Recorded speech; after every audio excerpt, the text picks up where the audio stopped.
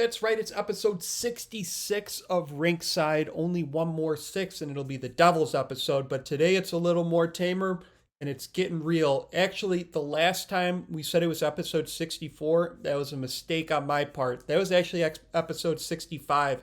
We made it through another milestone episode here on Rinkside. It's been a good year so far. In Hume, how's it been going for those Chiefs?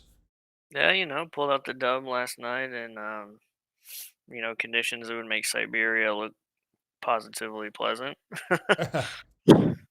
I did not go to the game, if anybody was wondering. I went a little bit more sense than that. Nice. Well, the win is always appreciated, and I know we'll talk a little bit more deeper about this when we talk about the playoffs. But how do you feel about things with Turku? Just frustrated, if I'm being honest. I want to give Copenhagen their due. They won 4 games, so good game to them. Good luck in the next round. But I feel like we outplayed them in at least 3 of those games we lost. So that's just the frustrating part is when you're up on, you know, every measurable stat that the game gives you and you lose. It's just irritating. What do you think contributed to the loss, or just a random effect? I mean, honestly, I think,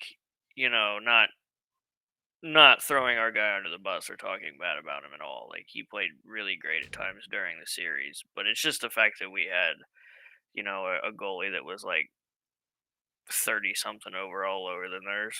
I Wow. think is really what did it. Um, but it is what it is. It's probably going to be par for the course in a couple seasons as these 99 goalies, begin to fall off the board and the new class comes in. Yeah, I'm looking forward to that. Maybe I'll start scoring again. There we go. Speaking of scoring, I wanted to share a couple things. I've been talking about these breaks for a while, where you open up a box and there's like a jersey or a helmet in there.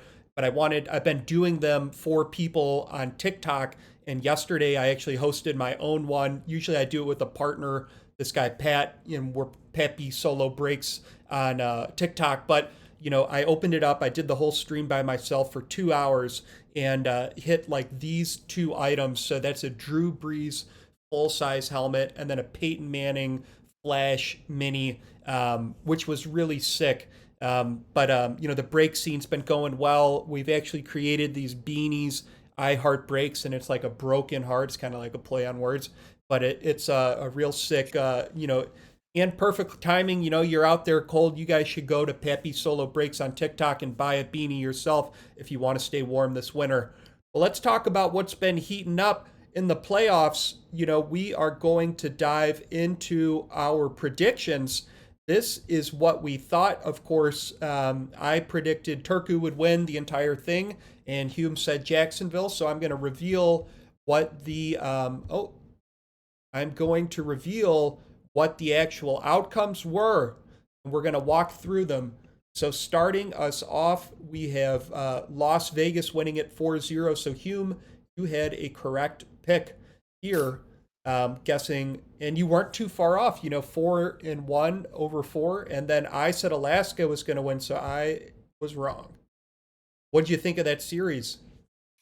Um, I didn't expect the sweep. Obviously, I predicted 4-1, but Las Vegas handled them pretty easily. Which Alaska's kind of had a little downswing lately. In the last season or so, but I expect them to come back next year and you know put up a better fight. Put up a better fight, they will. We will have to see. I did think they would take it, but they didn't even get a single game. My bad. All right, so then we had Manitoba winning 4-2 again, Cume, with a nice pick over here. And I guessed the right number of games, so I should probably get like a half point for this. But Yeah, you get the overtime loss point. yeah, there we go. I predicted Albuquerque. So Manitoba taking that game, one of the second generation expansion teams. Along Manitoba, along with we're going to talk about Columbus in a second. So great to see them advance through the playoffs. And Albuquerque, shout out to Cam. Cam just handed over the reins of the Pharaohs to Stig Magnus, who played for me on either the Warsaw, I think it was the Warsaw Warlocks or the Atlantic Bucks, I forget. I either played with him or he played for me. I think he played for me on the Warsaw Warlocks. So shout out to Stig. Great to see that accomplishment. Any thoughts on this series? Yeah, 4 or 5 matchups are always hard to predict, right? Because theoretically they should be the closest in ability. But I thought Manitoba just had a little bit more quality to them that would see through 7. So when they wrapped it up in 6, I was a little surprised on that. But I like their team. I like how they play. Uh, they're gonna have a tough match in the next round, but I Yeah, think they might be able to shock the league, make a run for it.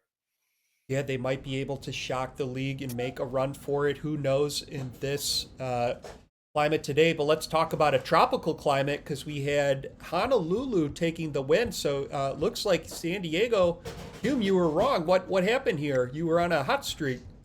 Yeah, I honestly, with the way San Diego's offense, picked up towards the end of the season, um, I thought that would power them through, but I was wrong on that. I mean, it still took all 7 games, so it's not like they just didn't show up or anything. But Didn't show up yet. Took all 7 games, so good luck next year to the Reapers. Let's talk about your prediction here with Columbus. So you're back on it. Hey man, 3 out of 4 ain't bad for a conference and predictions of the postseason. yeah, I think it kind of went the way I predicted it would, where just Columbus had the better D and the better performing goalie going into it, and offense is by its nature not as consistent as a solid defense and goaltending, and I think that's what carried them to the 4-1 win. The 4-1 win. I think they have a good recipe over there in Columbus. So here we go. All right, Jacksonville winning 4-1. What do you think is the most scary part about Jacksonville right now? I mean, everything. Like their goalies, one of the best in the league. I think statistically this year, you could say he was the best in the league. Their defense is solid. Um, I mean, their offense is scary too. I guess if I had to say one thing, it would be that they just played incredibly complimentary hockey. Like the forwards, pitch in on defense. The defenders pitch in on offense. They're just a really solid unit. Very solid unit they are. And isn't that what we all want? A very solid unit. Hume, you had Turku. I had Turku, but you fell to Copenhagen. I know you um, rehashed on this. You want to wax poetic here? Or should we move on? I mean, I'll tip my hat to him again. Um, I was getting a little spicy in the Twitch chat when it wasn't going our way, so I just want to apologize for coming across as a bit of an asshole sometimes. But it's just another year, another first round exit, another first round exit to Copenhagen specifically. It's getting a little old at this point, if I can be perfectly honest. Well, you'll either have to do better or worse, but not worse enough not to make the playoffs. But if you were eighth seed, then you might still have to face Jacksonville. But you just have to do a little bit better or a little bit worse in Copenhagen, and then you won't be matched up with them. Honestly, I told Evan going into the playoffs, like before our seed got locked down. Um, I was like, I don't want to play Boston or Copenhagen. Like those were the two teams I don't want to play, just because of our history against Copenhagen, and we played Boston last year, and Lassiter just took over the series.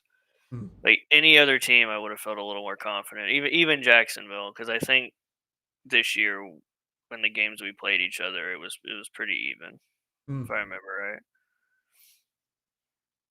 Yes. Well, and I know that, hey, and if Jacksonville does win, the last time we played them, we beat them. So, and that was at the very end of the season. So it's basically like we're the champions. Yeah, But like transitive property.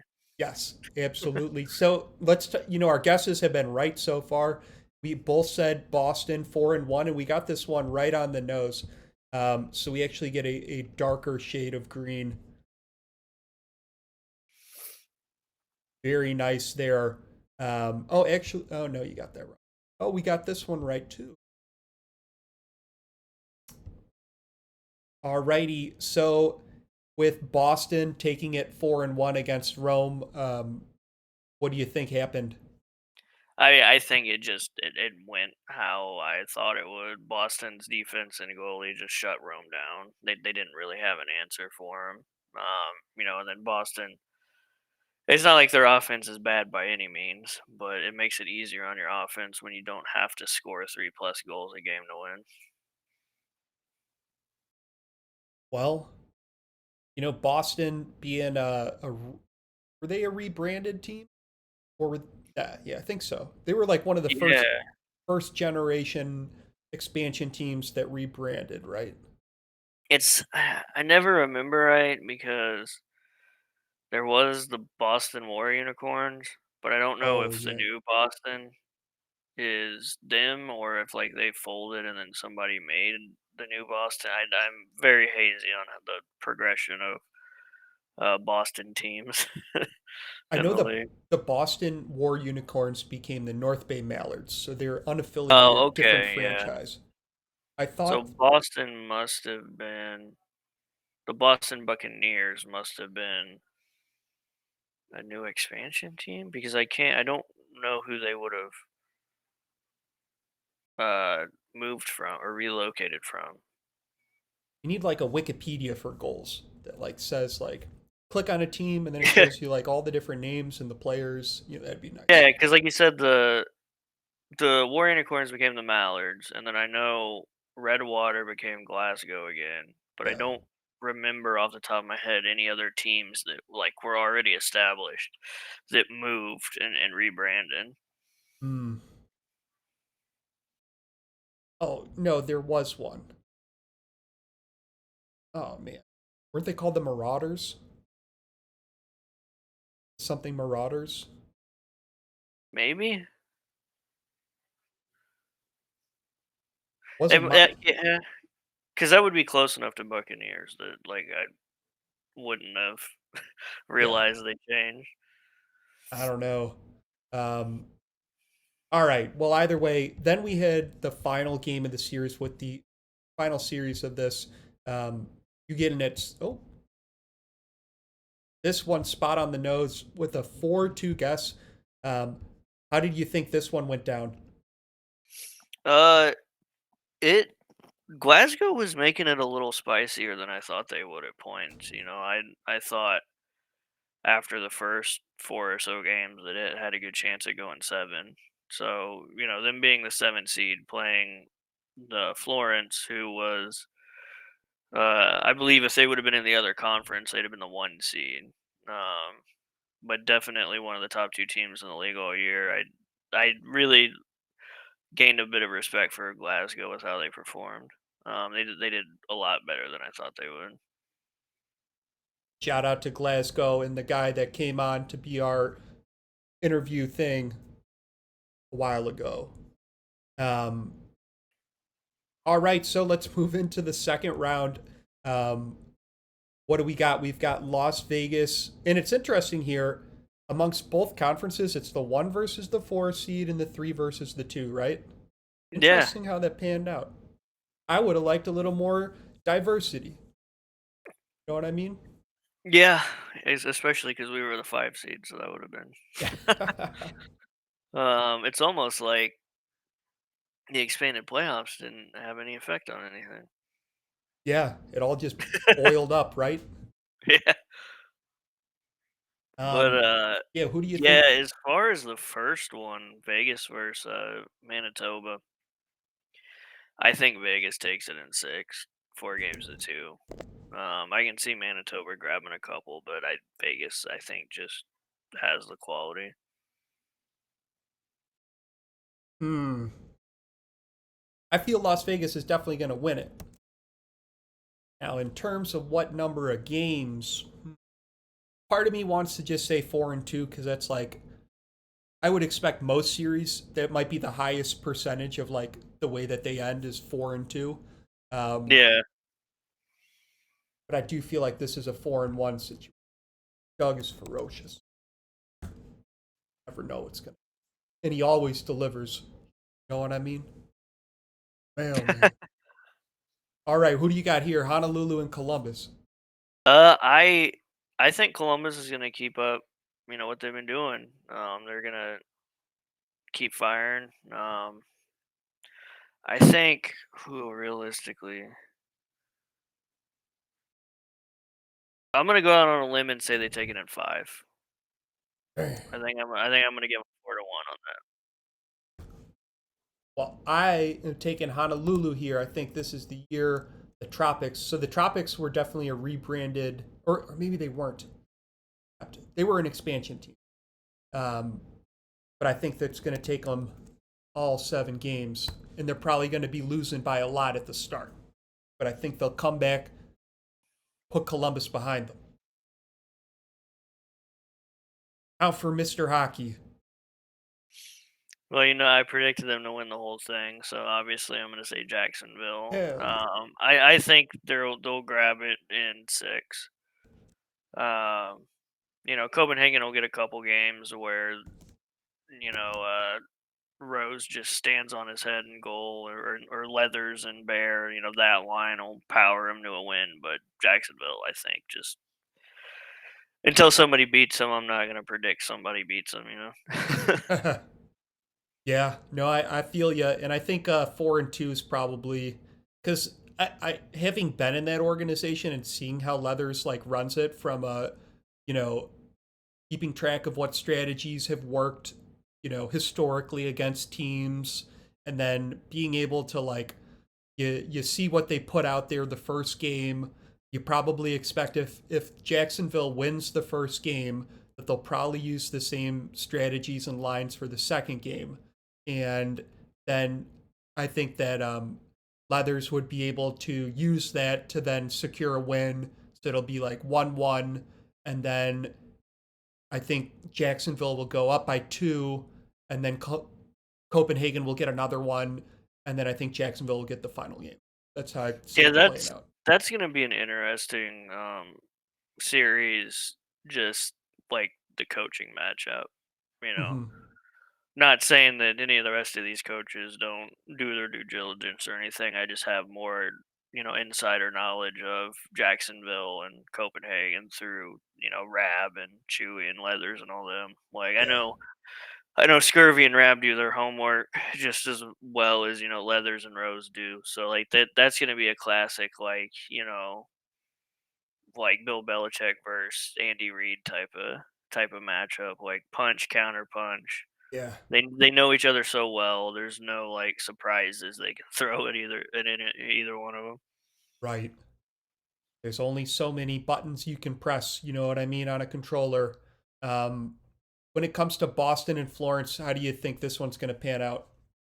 I think it's gonna go 7 games, but I think Florence edges it. I like their attacking talent a little better. The goalies, are both 99, so neither team really has an edge there. Um, Florence, I would say, has a little bit better D.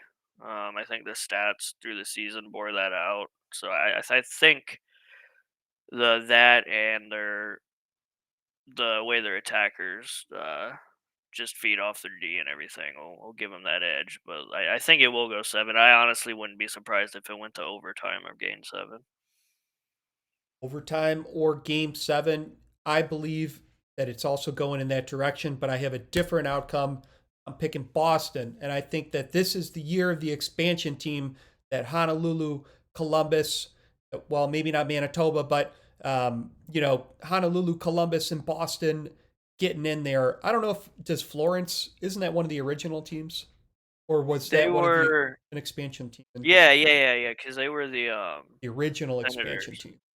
Yeah, because I wasn't here season 1, so I know they added more teams in season 2, and I think Squibs made the Senators back when we still used NHL teams.